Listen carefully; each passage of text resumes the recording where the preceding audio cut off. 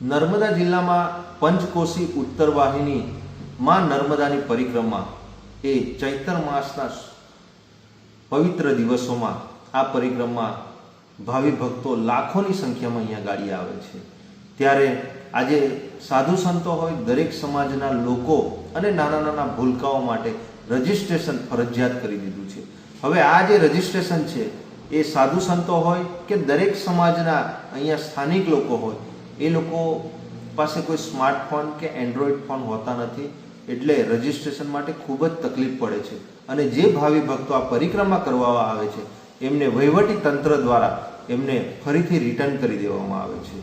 છેલ્લા 2-4 દિવસથી તમે જોતા હશો સોશિયલ મીડિયામાં ઘણો વિરોધ થઈ રહ્યો છે। આ રજિસ્ટ્રેશન પ્રક્રિયા તાત્કાલિક ધોરણે રદ કરવામાં આવે। આજે કોઈ પણ જગ્યાએ આવી નાની મોટી પરિક્રમાઓ કે દરેક વિસ્તારોમાં થાય છે, પણ તેમ છતાં પણ ત્યાં કાયદો વ્યવસ્થા ખૂબ સારી રીતે જળવાય છે। અને આ પરિક્રમા ફક્ત આજે જ ચાલુ થઈ એમ નથી, આ વર્ષોથી ચાલી આવી છે અને ત્યાં કોઈ પણ જાતની મુશ્કેલી પડતી નથી। તો અત્યારે તમારે રજિસ્ટ્રેશન કરવાની શું જરૂર પડી? આ રજિસ્ટ્રેશનના નામે આજે કેટલા લોકો હેરાન થઈ રહ્યા છે, કેટલા પરેશાન થઈ રહ્યા છે, તે આ વહીવટી તંત્રને દેખાતું નથી। અને સાથે સાથે વહીવટી તંત્ર કહેતા હતા કે 14 થી 15 લાખ લોકો પણ આવી જાય તો અહીંયા ગાડી અમારી પાસે એટલી સુવિધા છે, એટલી વ્યવસ્થાઓ ઊભી કરી છે કે કોઈ પણ યાત્રીઓને કોઈ તકલીફ નહીં પડે। હજુ તો અઠવાડિયે 10 દિવસમાં 1 લાખથી લઈને 1.5 લાખ લોકો આવ્યા છે, તેમાં તો વહીવટી તંત્ર એ હાથ ઊંચા કરી દીધા છે। આજે ત્યાં ગાડી અમે જોયું કે 10 કરોડ રૂપિયા ગુજરાત પવિત્ર યાત્રા બોર્ડમાંથી ફાળવવામાં આવ્યા। એ 10 કરોડ રૂપિયાનો ઉપયોગ ક્યાં થયો? ત્યાં ગાડી સ્થળ પર ફક્ત 4-5 મોટા મોટા ડોમ બનાવી દીધા છે અને મોટા હોર્ડિંગ્સો લગાવી દીધેલા છે। ભારતીય જનતા પાર્ટીના નેતાઓના મોટા મોટા પોસ્ટરો લગાવ્યા છે। નર્મદા પરિક્રમાના પ્રથમ દિવસે જ વાવાઝોડું આવ્યું અને ઘણા હોર્ડિંગ્સો ત્યાં ગાડી ફાટી ગયા। ત્યાર પછી તેમણે નવા હોર્ડિંગ્સો લગાવ્યા। પ્રજાના ટેક્સના રૂપિયાનો ઉપયોગ ક્યાં થઈ રહ્યો છે? આવા હોર્ડિંગ્સો લગાવવામાં, તમારી જાહેરાતો કરવામાં। ગયા વર્ષે જે નારું બનાવવામાં આવ્યું, એ નારા જે બ્રિજ બનાવવામાં આવ્યો, એ બ્રિજની અંદર જે ભૂંગળાઓ મૂકવામાં આવ્યા હતા, એ 25-30 લાખ રૂપિયામાં સ્થાનિક લોકોએ ફાળો ઉઘરાવી અને એ બનાવ્યો તો 25-30 લાખ રૂપિયામાં બની ગયું। આજે એ જ બ્રિજ અને એ જ ભૂંગળાનો ઉપયોગ કરી અને 2 કરોડ ને 16 લાખ રૂપિયાનો એ બ્રિજ બનાવવામાં આવ્યો। એમાં તમે એવું તો કયું મટીરિયલ નાખ્યું તો 2 કરોડ ને 16 લાખ રૂપિયાનો ખર્ચ થયો? આ જે પ્રજાના ટેક્સના પૈસા છે, એ પ્રજાના ટેક્સના પૈસાનો આ ખૂબ મોટા પ્રમાણમાં ભ્રષ્ટાચાર થઈ રહ્યો છે। આજે ત્યાં ગાડી નર્મદા પરિક્રમા જે વર્ષોથી લોકો કરે છે, ભાવિ ભક્તો, એ ભક્તો માટે જે સ્થાનિક નાવડીઓ હતી એ લોકો ફક્ત 10-20 રૂપિયા લેતા હતા, તેમ છતાં પણ એમને પ્રોફિટ થતો હતો। આજે આ ટેન્ડર પ્રક્રિયા છેલ્લા 3-4 વર્ષથી આ ભારતીય જનતા પાર્ટીના જે સાંસદો હોય, ધારાસભ્યો અને જે જિલ્લા સંગઠનમાં બેઠેલા નેતાઓ વહીવટી તંત્ર અને પ્રશાસનને સાથે રાખીને આજે એક નાવડીના આજે 50-50 રૂપિયા પર વ્યક્તિ દીઠ ભાડું લે છે। એમાં સાધુ સંતો હોય, નાના બાળકો હોય કે દરેક સમાજના ભાવિ ભક્તો હોય, બધા જ પાસે 50 રૂપિયા ઉઘરાવવામાં આવે છે। એનો અમારો વિરોધ છે।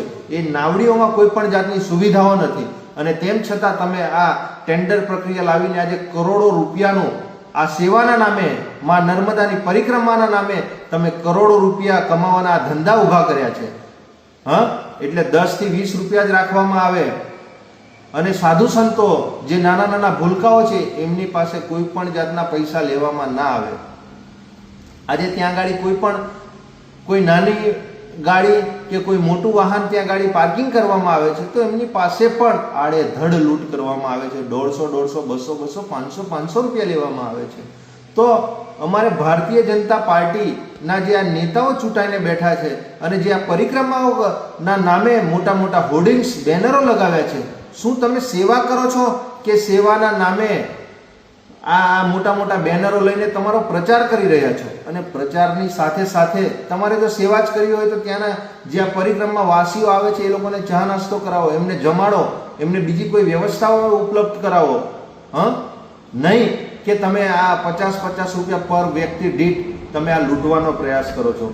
આજે ત્યાં ગાડી જે સંસ્થાઓ, જે સેવાભાવી સંસ્થાઓ છે, અલગ અલગ વિસ્તારોમાં એ નર્મદા નદીના કાંઠે એ લોકો ત્યાં ગાડી સેવા આપી રહી છે અને એ લોકો ખાવા પીવાની બધી જ સુવિધાઓ એ ગાડી ત્યાં ઉપલબ્ધ કરાવે છે. તો આટલા કરોડો રૂપિયા જે આવ્યા તે ગયા ક્યાં, એની પણ આવનારા દિવસોમાં તપાસ કરવામાં આવે.